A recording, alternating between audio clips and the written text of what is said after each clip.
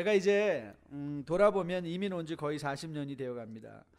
물론 저보다도 힘든 분들이 많이 있으셨겠지만 그래도 나이가 들어서 이민 온 지라 가장 적응하는 데 힘들었던 것은 언어였습니다. 언어가 제일 힘들었습니다. 뭔가 다시 어린아이가 된 느낌이랄까요?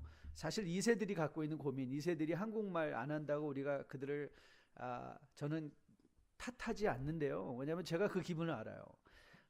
어른인데 애기처럼 말해야 되는 거, 그거 너무 기분 나쁜 필링 아닙니까? 어른인데 말 떼떼거리는 게 그 굉장히 기분이 좋지 않습니다.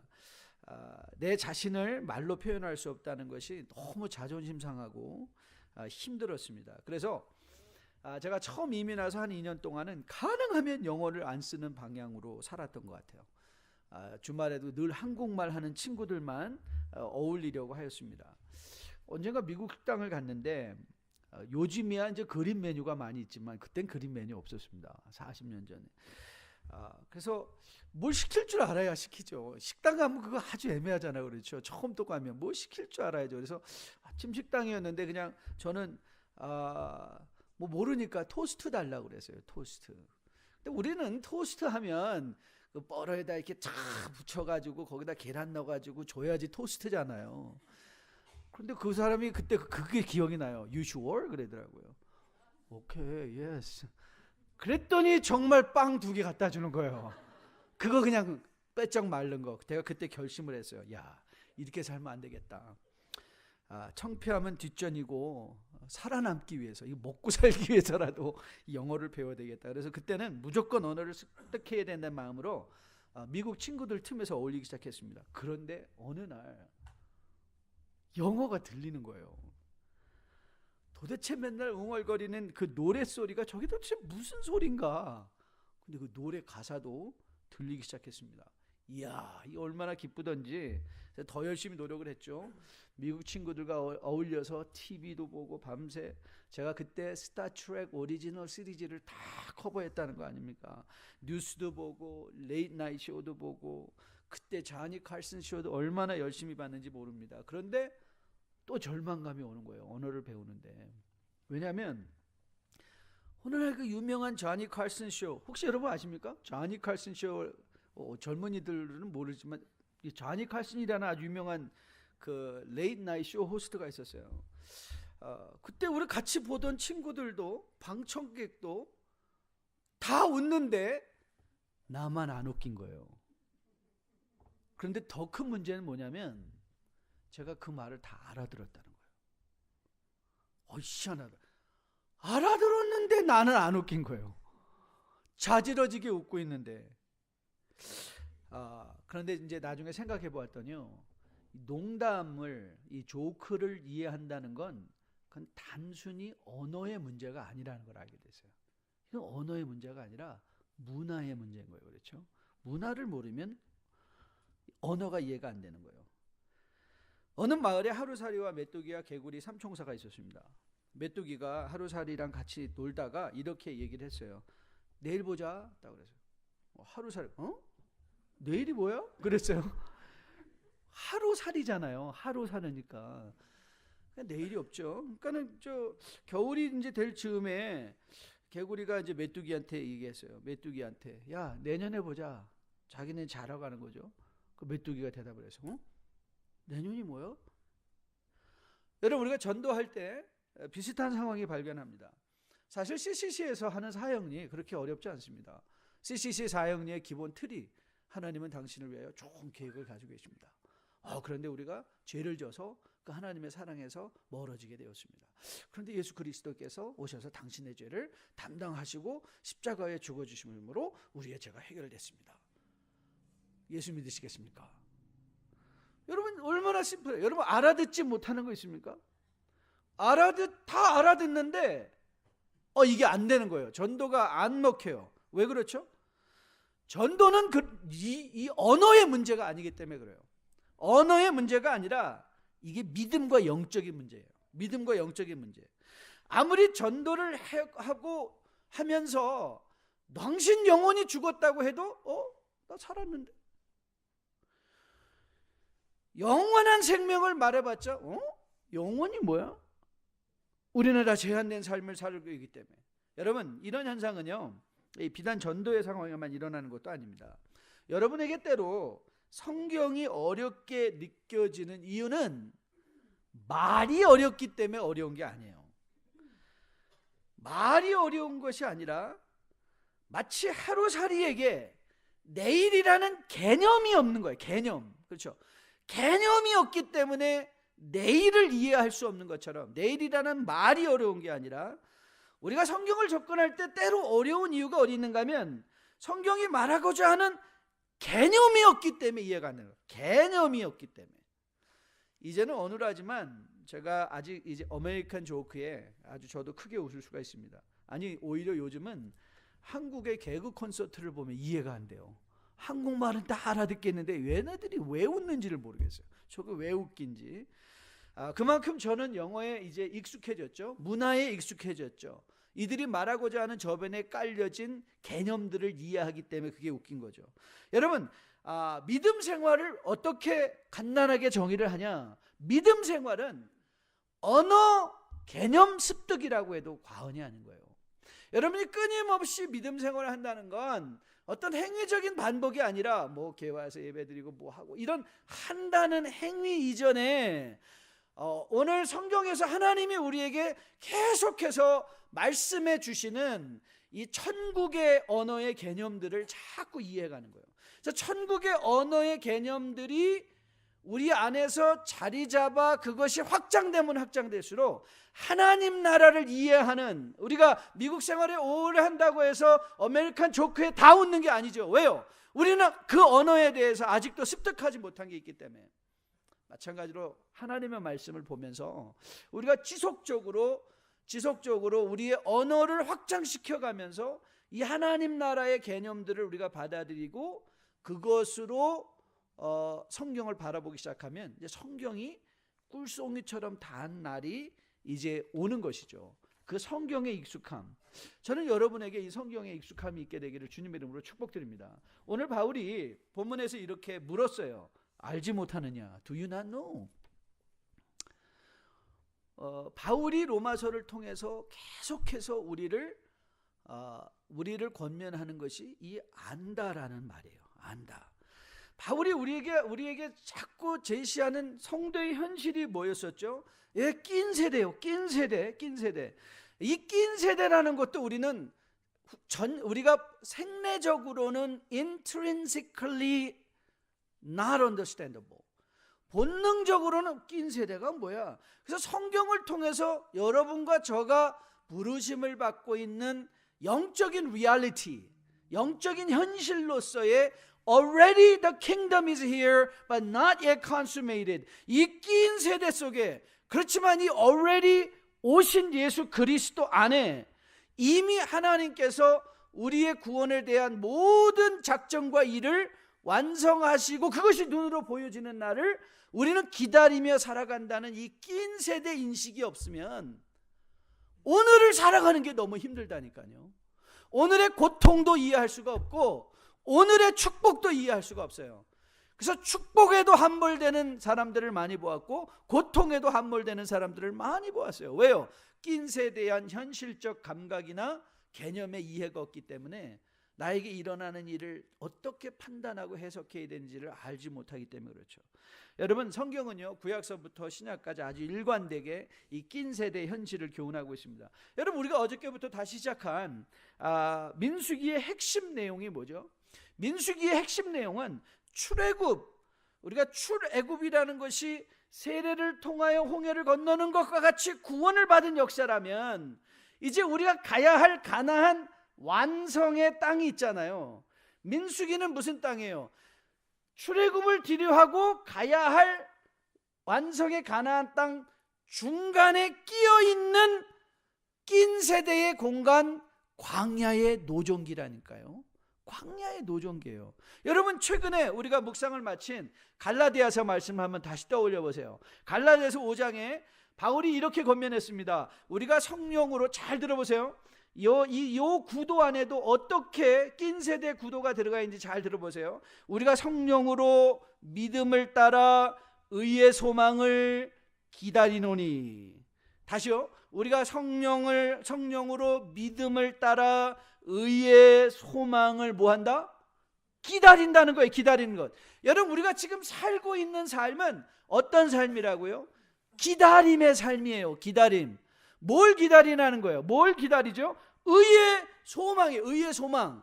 예수 그리스도의 의로운 공의가 그리스도의 재림과 함께 통하여 완성되어질 에덴의 회복, 새하늘과 새 땅의 그 영원한 집을 우리가 지금도 기다리고 있는데, 그렇다면 출애굽과 가나와 끼어있는 광야나 믿음으로 구원을 받아 기다림, 의의 소망이 이루어질 걸 기다리며 사랑의 가운데 살아가는 이 낀 세대의 이 구도는 신약과 구약이 동일하단 말이에요.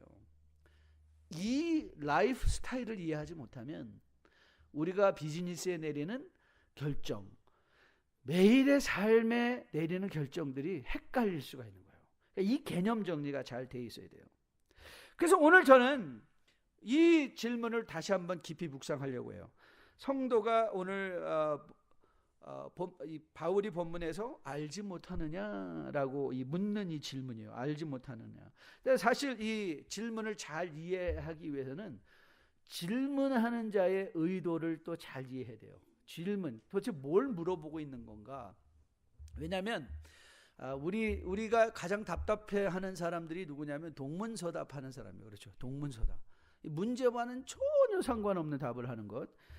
왜 그런가 하면 이 문제를 이해를 못했기 때문에 그렇죠. 그래서 우리가 먼저 답을 하기 전에 문제를 이해를 해야 돼요. 문제를 이해해야 돼요. 그래서 제가 여기다 이렇게 적어놨는데, 오늘 설교가 좀 어렵다고 주에 집중해서 들어달라고 부탁을 꼭 드리라 여기 써놨어요. 오늘 좀 설교가 좀 어렵습니다. 그래서 개념에 관한 거니까 한번 잘 나가면서 목사님 It wasn't that hard. 그러면 저 너무 격려를 많이 받을 것 같아요. 너무 어렵지 않았습니다. 자, 오늘 이 본문에 바울이 질문할 때 안다라는 단어는 이 헬라어를 사용해서 죄송한데요. 헬라어가 아그노에오라는 단어가 사용해서 아그노에오. 그러니까 우리가 흔히 생각하는 이 knowing이라는 단어는 아니에요. 영어로. 그러니까 아그노에오. 좀 비슷한 단어가 생각나죠? 아그노에오, ignore라는 영어 단어가 있잖아요. ignore. 그래서 이 말의 의미는 I do not know라는 뜻도 있고 I am ignorant of a person, thing or fact, sometimes with the idea of willful ignorance. 그러니까 이 ignore라는 이 아그네오라는 말의 중요한 게 뭐냐면 없는 것이 아니라 내 앞에 분명히 있어요. 그게 나한테 프레젠트 되어 있어요. 프레젠트 되어 있는데 이거를 마치 없는 것처럼 무시해버린다는 거예요. 없는 것처럼 무시해버리는 거예요. 보이지 않는 것처럼, 분명히 내 눈에 보여 있는데 안 보이는 것처럼 이렇게 살아가는 ignore, 무시한다는 말이에요. 즉, 이 무시한다는 말의 사전적 의미는 사물의 존재, 의의나 가치를 알아주지 않는 거예요. 사람을 혹은 사물을 깔보거나 업신여긴다는 거예요. 그럼 오늘 바울이 질문하고 있는 게 뭐예요? 너희가 세례와 부활을 알고 있느냐라는 말은 너희가 세례와 부활을 혹이라도 업신여기고 있지는 않느냐 그 말이에요. 업신여기고 있지 않느냐.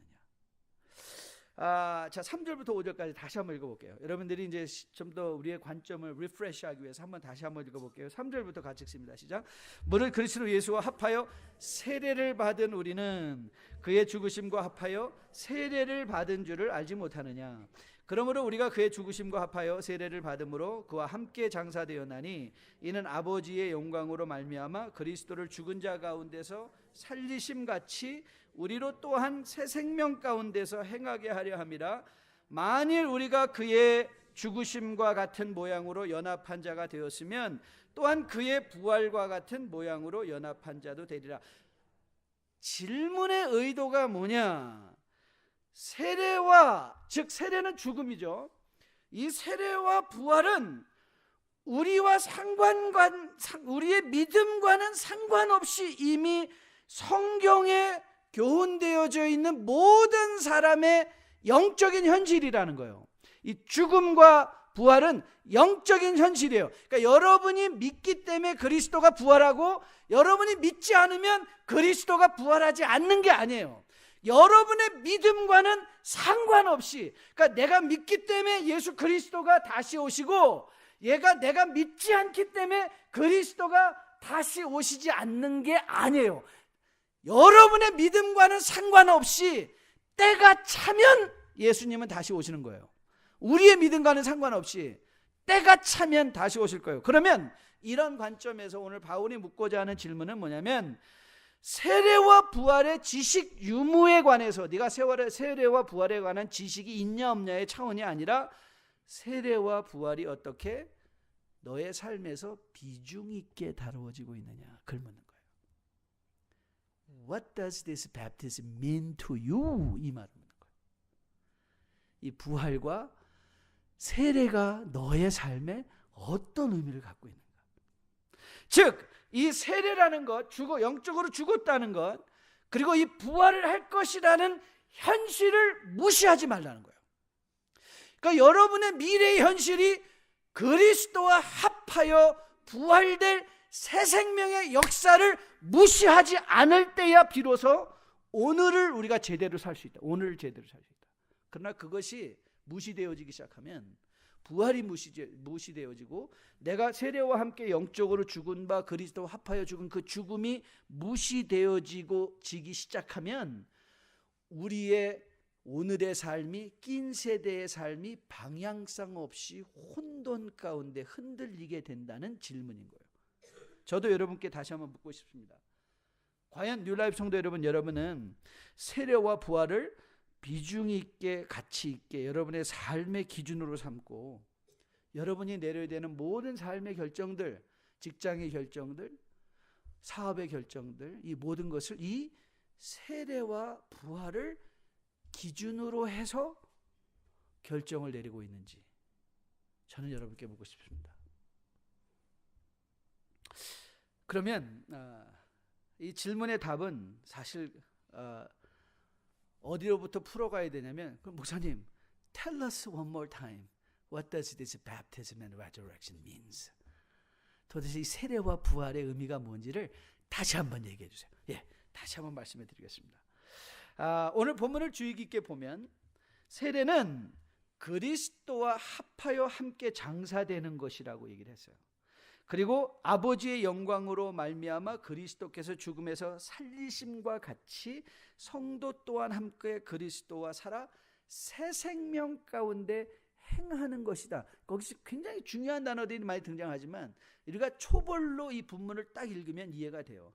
세례는 그리스도와 합하여 죽은 것이고 부활은 그리스도와 합하여 오늘 목 가운데 행하는 것이다. 새 생명 가운데 행하는 것이다. 말은 어렵지 않은데 사실 이 개념을 이해하는 건 그렇게 만만치 않습니다. 녹록하지 않습니다. 자, 오늘 바울이 본문에서 언급하고 있는 세례는 여러분과 저가 공통적으로 받은 물세례입니다. 무슨 특별한 영적인 경험이 아니라 공통적으로 받은 물세례예요. 그러니까 즉 여러분과 저가 공적으로 신앙을 고백하며 받은 바 그 물세례는 그리스도와 함께 무엇한 것이다? 장사된 것이다라는 거예요. 장사된 것이다. 이 그리스도와 함께 죽었다라는 개념을 우리는 이미 살펴보았습니다. 여러분 기억하세요? 우리가 그리스도와 함께 죽었다는 것의 의미가 뭔가? 죽었다는 말의 의미는 죄의 통치 아래서 이제는 누구의 통치로 넘어갔다? 이 통치권의 변경이라고 그랬어요. 죄의 통치에서 의의 통치로 넘어간 것이고, 그래서 우리가 죄에 대해서 죽은 사람일수록 뭐에 대해서 더 민감해져요? 내 죄에 대해서 민감해진다. 내 죄에 대해서는 민감해지고 내 눈에 있는 티까지 보이고, 근데 상대방에 있는 들보는 보이지가 않는 거예요. 내 눈에 있는 티는 보이는데 남의 눈에 있는 들보는 안 보이는 상태. 이게 바로 그리스도와 함께 죄에 대하여 장사된 상태의 모습이에요. 상태의 모습. 여기서 여러분들이 주의 깊게 살펴봐야 될 게 뭐냐면 이 그리스도와 합했다라는 관점이에요. 그리스도와 합하여 장사됐다는. 왜냐하면 이 부활과 세례와 죽음과 부활이 뭐로 연결되는가 하면 그리스도와 합해. 봐라, 내가 그리스도와 합하여 죽었으니까 모두 보장되는 거예요. 너희가 그리스도와 함께 죽었으면 그리스도와 함께 또 뭐 할 것이다? 부활할 것이다. 부활할 것이다. 그 죽음의 이 그리스도와 함께라는 표현이 중요한 이유는 그리스도와 함께 죽었기에 그리스도와 함께 살아나는 것이죠. 그래서 그리스도의 부활이 왜 우리에게 중요하냐? 그리스도의 부활이 우리 부활의 약속의 보장이 되고 우리의 약속의 모형이 된다는 거예요. 모형. 아, 나도 저렇게 되겠구나. 예수 그리스도의 부활이 그리스도와 합하여 세례를 통하여 영적인 죽음을 경험한 자는 어떤 기대감을 가지게 돼요? 그리스도와 합하여 있기에 나도 저렇게 부활하겠구나. 그래서 세상에는 두 가지 종류의 사람이 있습니다. 두 가지 종류. 첫째는요, 죽어 있는데 살아있는 사람이 있습니다. 죽었는데 살아있는 사람이 있고요. 그런데 또 한 가지 종류의 사람은 살아있는데 죽은 사람이 있습니다. 살아있는데 죽었어요. 전자는 죽었는데 살은 자는 성도고, 살아있는데 죽은 자는 불신자죠. 살아있다는 게 공통점이죠. 그런데 우리는 죽었다가 살았기에 또 살 것이고, 살아있지만 앞으로 죽을 자는 영원히 죽을 자라는 거예요. 이 차이가 조금 느껴지십니까? 이 차이가요? 여러분, 그리스도가 없이는 아무리 이 세상에서 오래 살고 아무리 부유하게 살아도 결국 마지막 단추는 어디서 끝나는 거예요? 영원한 심판으로 말미암아 죽은 자에 불과하다. 하지만 성도는 이미 살아있는 자이고 예수님의 부활의 모양을 쫓아 영원한 생명으로 살아갈 자들이다. 지금 두 부류의 사람들이 다 살아있는 것처럼 보이지만 성도는 예수 그리스도의 부활을 통하여 새 생명 가운데 부르심을 행하도록 부르심을 받은 자들이다. 그래서 요즘 우리가 참 하나님의 은혜를 축복 여러분들도 받았기를 소원하는데요, 우리가 갈라디아서와 로마서를 병행해서 묵상할 때는 게 얼마나 중요한 정말 기회였는지 몰라요. 오늘 본문에서 새 생명으로 행한다라고 할 때, 그럼 도대체 이 새 생명은 어떤 차원에서의 새로움인가? 어렵죠? 다 물어보세요. 도대체 어떤 의미에서의 새로움인가? 어떤 차원에서의 새로움인가? 우리는 이 부분에 대해서 바울의 갈라디아 본문을 통해서 우리가 잘 교훈을 받아서 이거 한번 찾아보죠. 갈라디아서 5장인데요. 자, 우리 지난 수요일 묵상 말씀이에요. 여러분들 이미 한번 묵상하신 분들은 금방 떠오를 거예요. 자, 갈라디아서 5장 16절부터 23절인데 저희가 한번 같이 한 목소리로 한번 봉독해 올려보도록 하겠습니다. 16절부터 같이 읽습니다. 시작. 내가 이르노니 너희는 성령을 따라 행하라. 그리하면 육체의 욕심을 이루지 아니하리라. 육체의 소욕은 성령을 거스리고 성령은 육체를 거스리나니 이 둘이 서로 대적하므로 너희가 원하는 것을 하지 못하게 하려 함이니라. 너희가 만일 성령의 인도하시는 바가 되면 율법 아래 있지 아니하리라. 육체의 일은 분명하니 곧 음행과 더러운 것과 호색과 우상숭배와 주술과 원수 맺는 것과 분쟁과 시기와 분냄과 당짓는 것과 분열함과 이단과 투기와 술취함과 방탕함과 또한 그와 같은 것들이라. 전에 너희에게 경계한 것 같이 경계하노니 이런 일을 하는 자들은 하나님의 나라를 유업으로 받지 못할 것이요 오직 성령의 열매는 사랑과 희락과 화평과 오래 참음과 자비와 양선과 충성과 온유와 절제니 이와 같은 것을 금지할 법이 없느니라. 오늘 이 부활과 이 세례와 부활의 의미를 적어주죠. 세례는 뭐에 대해서 우리가 장사된 바요?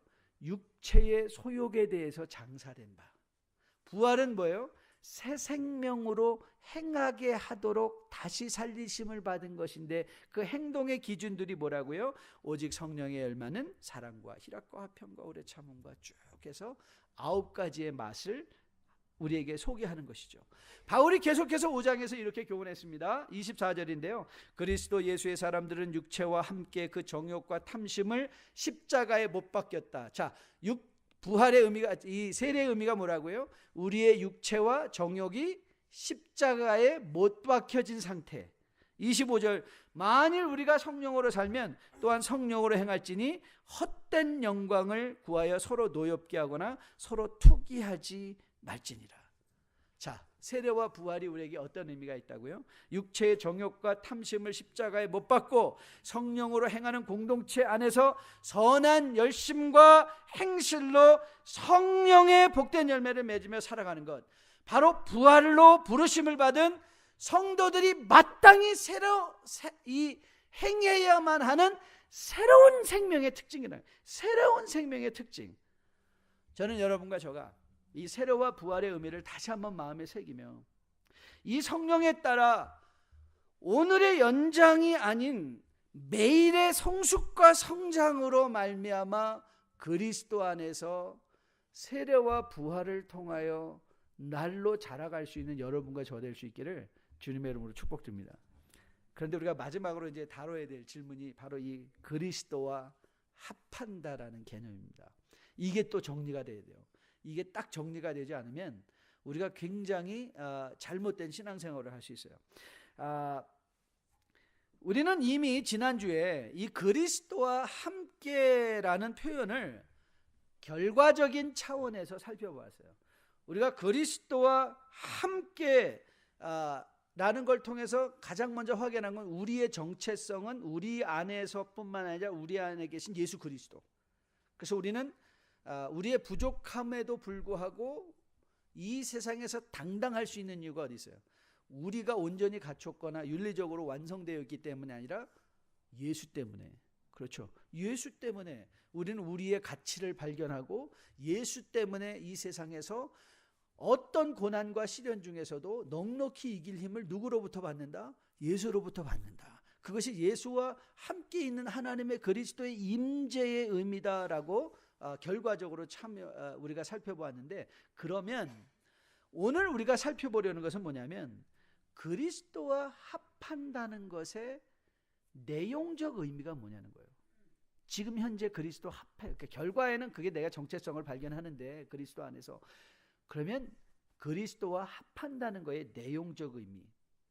자, 5절을 한번 다시 보십시오. 5절. 자, 5절을 다시 한번 보겠습니다. 만일 우리가 그의 죽으심과 같은 모양으로 연합한 자가 되었으면 또한 그의 부활과 같은 모양으로 연합한 자도 되리라. 자, 이 말이 왜 중요하냐면 잘 보세요. 부활과 그의 부활과 같은 모양이다. 그러면 누가 부활하는 거예요? 그리스도도 부활하고 누구도 부활해요? 나도 부활하는 거예요. 나도 부활. 그렇죠? 자, 이게 왜 중요한가? 이 말씀을 공부하면서 여러 책을 읽다가 이재철 목사님이 이 부분을 강론하시면서 두 가지 단어를 소개해 드리는데 굉장히 아주 좋은 단어를 소개해 주셨어요. 그 두 단어가 흡수와 접붙임이라는 개념이었어요. 흡수, 접붙임. 여러분이 그리스도와 함께라고 그거를 이해할 때 내가 그리스도와 함께 한다는 게 무슨 뜻일까? 라고 그걸 이해할 때 기억해야 될 두 단어가 흡수, 접붙임. 이 두 단어인데요. 자, 이렇게 설명해 볼게요. 이제부터는 제가 이제 설명하는 거예요. 흡수라는 말의 의미를 가장 잘 설명하는 건 이런 표현이에요. 우리가 어떤 다른 한 것에 흡수되었다는 것을 잘 설명하는 건 귀신 들림이에요. 우리는 여러분 귀신 들린 사람 보셨습니까? 저는 여러 봤습니다. 귀신 들린 사람 많이 봤습니다. 성경에서도 귀신 들린 사람들의 기사가 많이 등장합니다. 여러분 거라사의 광인 기억하시죠? 거라사의 광인. 누가복음 8장에 거라사의 광인을 이렇게 설명합니다. 예수께서 육지에 내리심에 그 도시 사람으로서 귀신 들린 자 하나가 예수를 만나니 그 사람은 오래 옷을 입지 아니하며 집에서 거하지도 아니하고 무덤 사이에 거한다. 자, 이 사람의 상태가, 그런데 예수님이 그를 만나고 군대 귀신을 쫓아냈습니다. 근데 귀신을 쫓아내고 나니까 어떤 일이 일어났는가? 누가는 그가 귀신으로부터 노임을 받은 후에 거라사 광인의 모습을 이렇게 설명합니다. 사람들이 그 일을 이루어진 것을 보러 나와서 예수께 이르되 귀신 나간 사람이 옷을 입고 정신이 온전하여 예수의 발치에 앉아 있는 것을 보고. 자, 어떤 변화가 있었어요? 그전에는 귀신 들렸을 때는 어땠어요? 몸을 벗고 광분하고 무덤 사이에 살고 있었어요. 그런데 귀신이 쫓겨나고 나니까 어떤 일이 일어났어요? 옷을 입고 단정하게 예수의 발 아래 앉아 있었죠. 변화가 뭐예요? 변화. 귀신이 쫓겨나기 전과 쫓겨난 후의 변화가 뭐예요? 인격이에요. 인격. 이 사람의 인격이 돌아온 거예요. 인격이. 이전에는 부끄러운 줄도 모르고 벗은 몸으로 광분하던 사람이 귀신이 쫓겨난 후에 그의 인격이 돌아와서 옷을 입고 예수님의 발치 아래 예의 있게 앉아 있는 거예요. 여러분들이 신들린 사람 많이 봤는데 여러분 신들린 사람 치고 귀신 들린 사람 치고 무례하지 않은 사람 만나보신 적 있습니까? 저는 왜 그렇게 귀신 들린 사람은 반말을 하는지 모르겠어요. 동자 귀신인데도 이 조그만 어린 귀신이 붙었어도 다 반말해요. 모르는 사람한테 다 반말해요. 그리고 자기 인격이 없어요. 귀신이 들려지면요, 귀신 들린 사람은요 자기 인격이 없어요. 왜요? 귀신에게 흡수돼 버렸어요. 그래서 인격의 구분이 없어요. 귀신에 흡수된 상태예요. 그래서 귀신이 하는 무례한 행동을 하는 거예요. 귀신이 하는 무례한 행동. 저는 성령 충만은 성령에 흡수되는 게 아니에요. 저는 이걸 이해하셔야 돼요. 성령 충만은 성령에 흡수되는 것. 그리스도와 연합한다는 건 우리가 그리스도에 흡수되는 게 아니에요. 우리가 그리스도와 연합해도 예수님은 예수님이고 우리는 우리예요. 창조주 하나님은 창조주시고 우리가 거듭나 새로운 생명을 입었기 때문에 우리가 하나님이 되는 게 아니라 하나님은 영원히 창조주 하나님이시고 우리는 영원히 하나님이 지으신 피조물 인간들인 거예요. 이 구분이 항상 있어요. 구분. 우리의 인격이 흡수되는 게 아니에요. 그래서 많은 경우에 그런데 성도들이 이 낀 세대 속에서 성령 충만의 삶을 어떻게 이해하는가 하면 성령 들림으로 이해를 하려고 해요. 자꾸 성령 들린 쪽으로. 그래서 나는 원하지도 않는데 막 성경이 읽혀지고, 아침에 일어나면 나는 원하지도 않았는데 성경부터 읽게 되고, 나는 원하지도 않는데 나는 아무런 생각이 없이 그냥 남을 섬기고 도와주고 가 아니라 성령은 우리 안에서 충만해질수록요 우리의 인격이 분명하게 살아나게 하세요. 내가 누군지를 알고 이웃이 누군지를 알고 하나님이 누군지를 알고, 마치 거라사의 광인이, 그래서 성령에 충만한 사람일수록 관계에 예의와 절도가 있어요. 그런데 제가 좀 아쉽게 하는 말이지만 소위 우리 가운데 성령에 충만한 사람들, 그런 목사님들도 많이 봤어요. 얼마나 쌍소리를 하시고 무조건 성령의 충만함을 받으신 분일수록 왜 그렇게 반말을 잘하시는지 모르겠어요. 아무한테나 다 반말해요. 그래서 제가 때로는 그게 의심이 돼요. 저게 정말 성령인가 귀신인가? 여러분, 성령은요 우리 안에 우리의 인격이 살아나서요 마치 이 거라사의 광인이 옷을 단정히 자고 온전한 정신으로 예수님의 발 아래 예의 있게 주님 앞에 나아가는 것 같이 성령의 충만을 받아 낀 세대를 살아가는 사람일수록 그리스도와 연합하여 그리스도의 임재가 충만하게 느껴질수록 우리 안에서 우리의 인격에 죄인됨이 끊임없이, 그래서 그 사람들은 자기 죄를 계속 자복을 해요. 그리스도와 연합한 자들은 자기 죄를 자복해요. 자기 죄를 자복하니 남의 죄를 볼 시간이 어디 있어요? 그리스도의 임재로 내가 이렇게 죄가 분명하게 보이는데, 그래서 늘 십자가 앞에 나와서 하나님 이 사람을 용서해 주세요, 이 죄인을 용서해 주세요. 이게 끊이지가 않죠. 끊이지가 않죠. 여러분, 젖붙임은 뭐예요?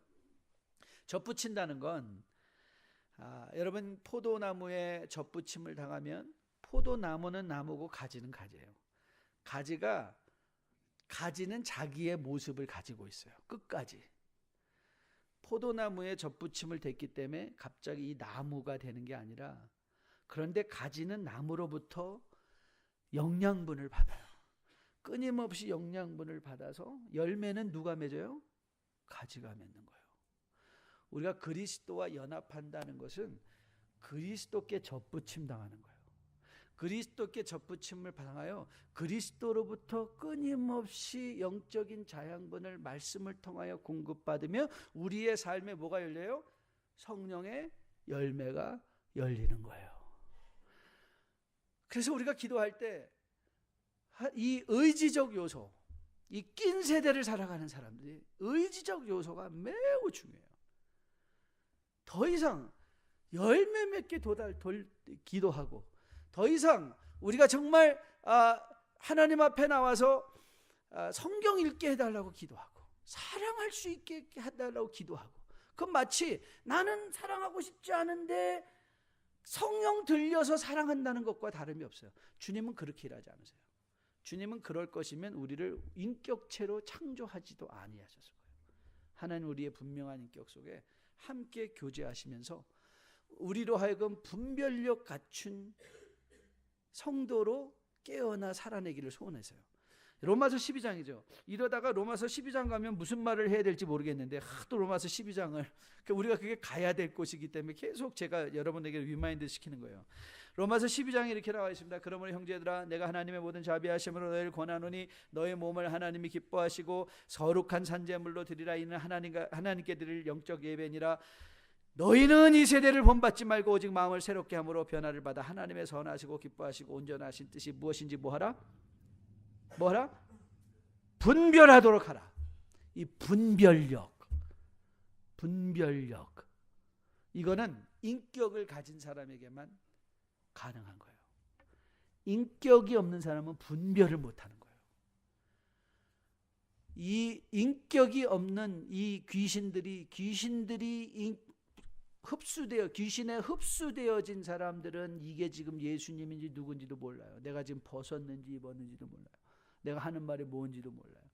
그 인격이 사라져버리기 때문에 그래요. 그러나 성령의 충만함을 받아 낀 세대를 그리스도와 연합하여 살아가는 자들은 분명한 삶의 분별력을 가지고 내 삶에 취할 것과 버릴 것을 분명히 알아.